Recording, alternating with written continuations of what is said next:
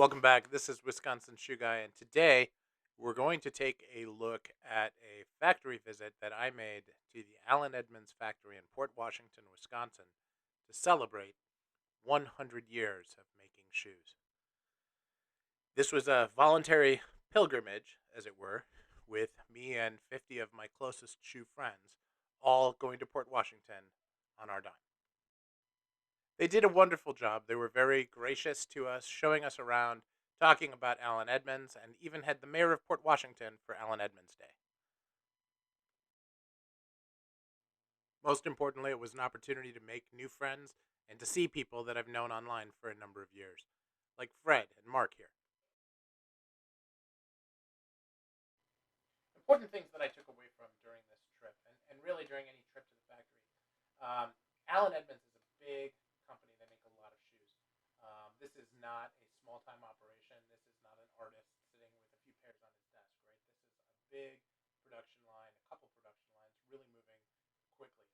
And they're doing it to the best of their ability.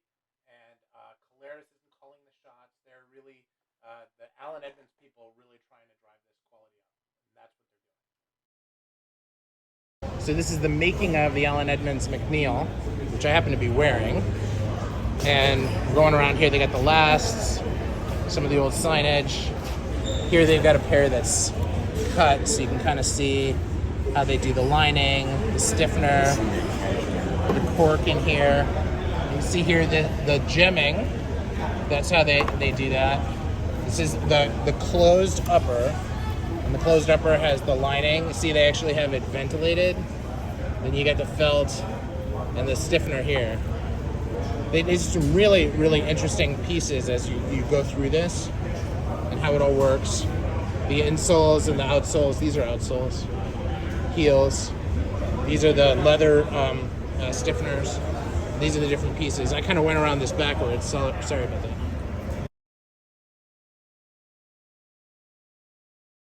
That's fantastic. Get the name in it. Oh yeah. Yeah, love it. This is the green. This is my favorite green Portavan. There's the blue. And then here we have Cayman crocodile. Right, and my foot caught. And down goes the coffin. And then shark skin. Like that far from This is another marble. Yeah. That's what would happen if I Look at all the different marble black iterations. It's crazy. Yeah, you can see really how they change from color to color. And then as you get into the lighters, even the black, you can see there is variation in it. Absolutely. Well, the number 8, you see variation. Oh, yeah. Well, and people always ask about why their shoes look like they're from different pieces. That's why. This is very good. It's almost kind of dark. No, it is. It's the eggplant. You know what's funny is that, like, for a size 11 shoe like mine, this is barely. This is not enough to make full shoes. All right, so I'm standing here with Rob, who's Director of Engineering and Quality Assurance at Allen Edmonds. And Rob and I were just talking about the clicking process, or the cutting of the leather, and how that works. So Rob, can you talk a little bit about how that works? Well, basically there are 2 ways that you can cut a skin. You can either lay the skin out and use cutting dies. It's much like making Christmas cookies where you have the little forms that you die cut. But what we're doing with a fair amount of our longer production runs is we have a reciprocating knife cutter computer control. And it's really an amazing process in that we lay out the skin, the computer scans the skin, then one of our skilled operators marks all the various flaws and grades the areas of the skin. That skin then goes to the computer, and the computer takes our cutting rules for quality, piece orientation and so forth, and maximizes the use of the skin so that all the pieces are oriented the correct way and taken from the correct area of the skin. So hey, I'm standing here with Deb, and she's actually operating the cutter that we just talked to them about before. Now, what my question, Deb, is when you're looking at the skin and you have to decide what part is good and what part is bad, how do you decide that? What do you do? We do a visual inspection of the leather.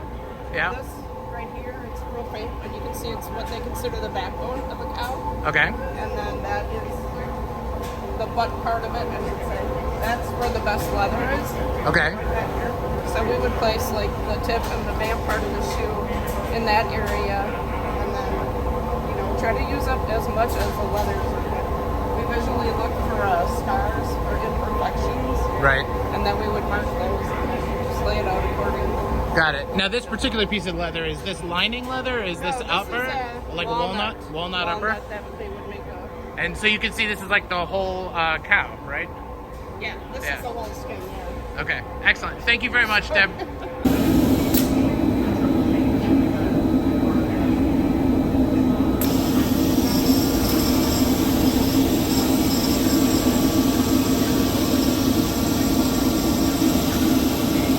So this is the scraps that come out after it's cut.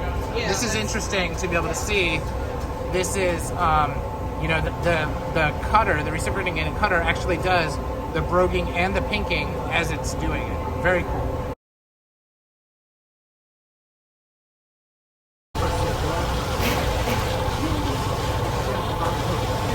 She just did the heel, Yeah, and this is how you did it. Yeah, después con one needle, this is separate.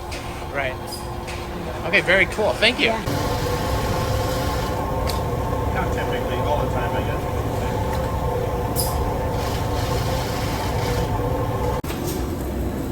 These are the eyelets, the blind eyelets that go into the shoes. The wall of paper heel counters. Now, funny note, a lot of guys will think that leather heel counters must be much better, and I've always thought the same thing. Although I will say Allen Edmonds is the only shoe I've ever had that doesn't require me to break in the heel counter. So now we're going to talk about lasting, and unlike a lot of the hand-lasted shoes where there's a guy doing this around, they actually break this into pieces where they do the heel counter, the toe counter, and then really do the shoe. Putting the counters in. When I first started, they weren't like this. It was totally different. You put them in tables. So then after it's hot, we put it on the cold machine and we have this chart to make sure the heel height is right for that size shoe. That'll finish warming then. And you make Yep, sure it's yep. straight Hot up first and then cold. Yep, you make sure it's straight up and down. You don't want your heel wiggly. So this is the hot Yeah, and the cold, and it takes it's this the right elastic form, heel put counter, that edge on there. melts it, forms it, and makes it better. Now here they're actually applying heat to the toe stiffener to make it so that it maintains the shape after lasting.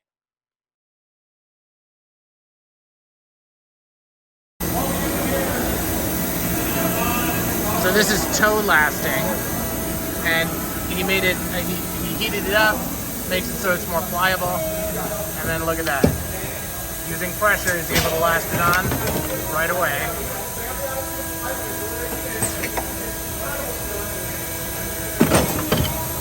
And there it is. Awesome.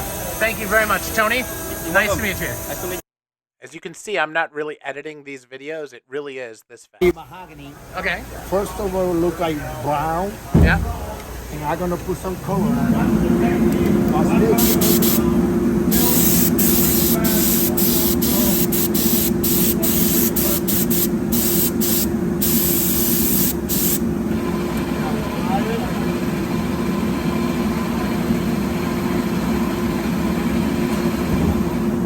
Now we put the highlights right here. Yeah. Okay.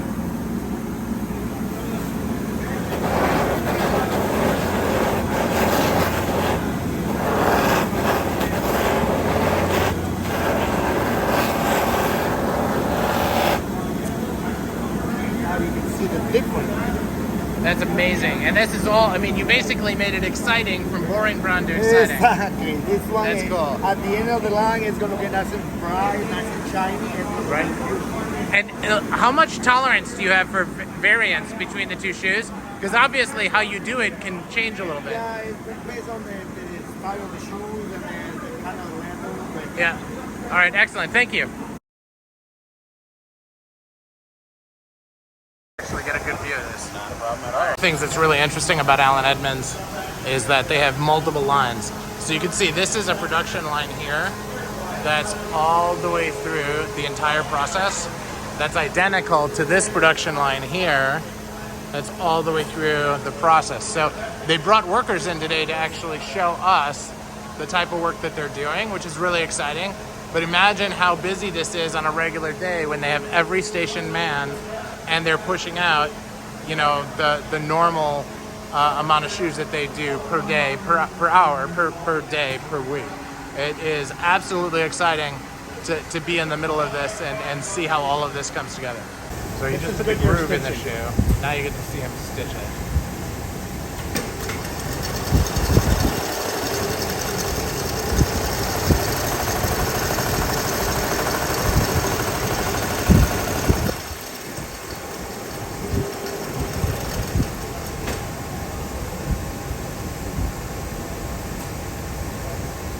Not an easy thing to do. You can see. Let me show you guys the result.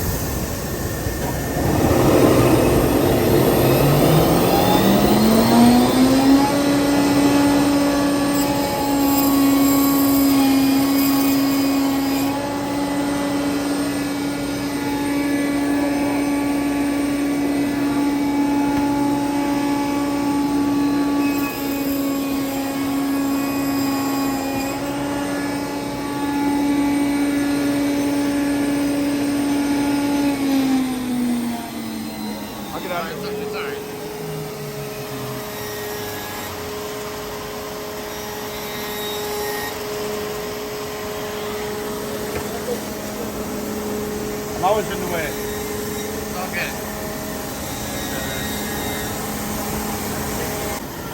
Our heels got a nice shape. Our toes got a nice shape. We bring them down here to what's called the scour. We use a 60 grit to start with to kind of get the form. And then down there we'll use a 120 grit. We'll show you that in a little bit.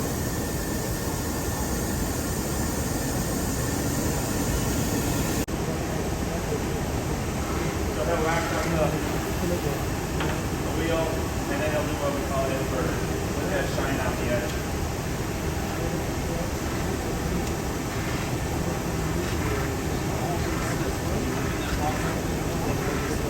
It's all coming together, right? Yeah. A lot of steps.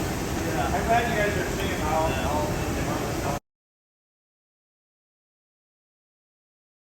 keep on going. We'll go down to this far cell and we'll throw it a little more room.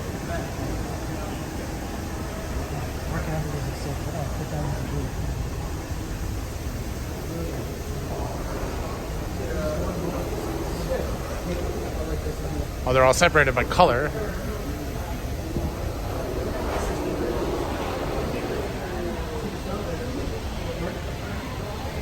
So after the shoes are edge varnished, they sit on the racks, they dry, they wait for finishing to come and get the rack. They bring their rack. What are you doing there? Just shine. Okay. Like a clear shine. Yeah, It's neutral. Okay. Neutral polish, basically. Yep.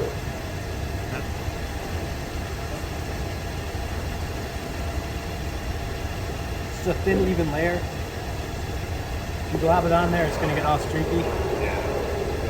To me, that looks like thin. Yeah, I know. Man. Oh, sorry. You notice they're not in less at this point. Typically I've got a before Typically and they after. are. Typically they are, but I've got a before and after. okay. That's crazy. And is that a recraft or is that? Yeah, this is recraft. Yeah, that's Yeah. a recraft. That's amazing. So Raimundo's doing some new styles. Mike's doing some recrafts. That's part of the recraft when you send them in. You get new soles, you get new heels. They all get touched up. If there is a cut in them or a blemish in them, they do their best to try to clear that up as well. Certainly, you get stuff in here that really shouldn't be, We do. right? And so We it do. needs you tear it off, and it's a wealth of smoke on it, and yeah, what do you do then? Our customer service, our recraft customer service, will call you and say, "Boy, this pair is really bad," and try to work something out. What happens if we accidentally screw up your pair of shoes while we're recrafting them? We'll usually help you out and get you something different. Yeah, you guys have done that for me. You're very, very fair. Those are. You also did a refinishing only for me, where I had to finish crack. And hey, this is a great trip. I really enjoyed getting to meet all of my fellow enthusiasts, many of whom I've known online for 4 years and have never met in person until this time. as well as a lot of the AE folks who I've gotten to talk to over the years and have either never met or only met once or twice before. So I really thank Alan Edmonds for hosting us. It was a great time.